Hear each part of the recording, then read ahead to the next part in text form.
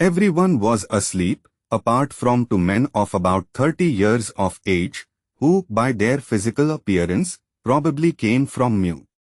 They sat at a table, engrossed in a game, which might well have been mahjong. My attention was drawn to one of the pair, perhaps older than his companion, whose long dark hair was tied back in a red scarf.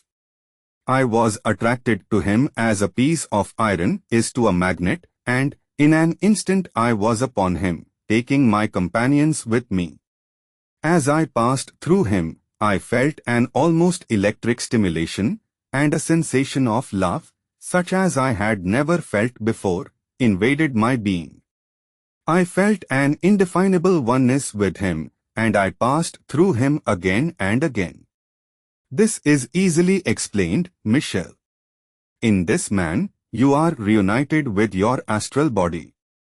This is you, in one of your previous lives.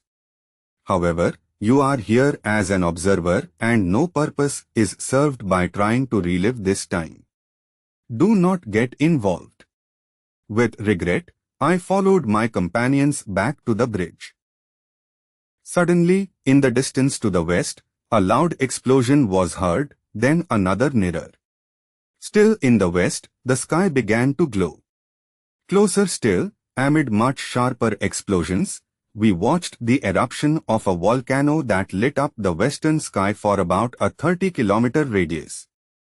On the canal and in the port, we were aware of a feverish agitation as cries rang out and sirens sounded. We heard running footsteps, and the sailors from below spilled onto the bridge. Among them, I could see the sailor who wore my astral body, just as frightened as his companions, and I felt an enormous wave of sympathy for the panic-stricken self. On the outskirts of the town, in the glow of the volcano, I saw a shining sphere fly very rapidly up into the sky, and eventually disappear from sight. Yes, that was one of our spacecraft, explained Thiaoouba. It will observe the cataclysm from very high. There are 17 people on board, who will do what they can to help survivors, but this will be very little. Watch.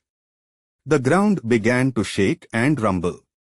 3 more volcanoes surged from beneath the surface of the ocean near the coast, only to be engulfed by the waters as quickly as they had appeared. At the same time, it caused a tidal wave of about 40 meters in amplitude to surge towards the coast with an infernal noise. Before it reached the town, however, the land beneath us began to rise. The port, the town and the countryside beyond, a whole section of the continent rapidly, blocking the assault of the waves. In order to see better, we rose higher.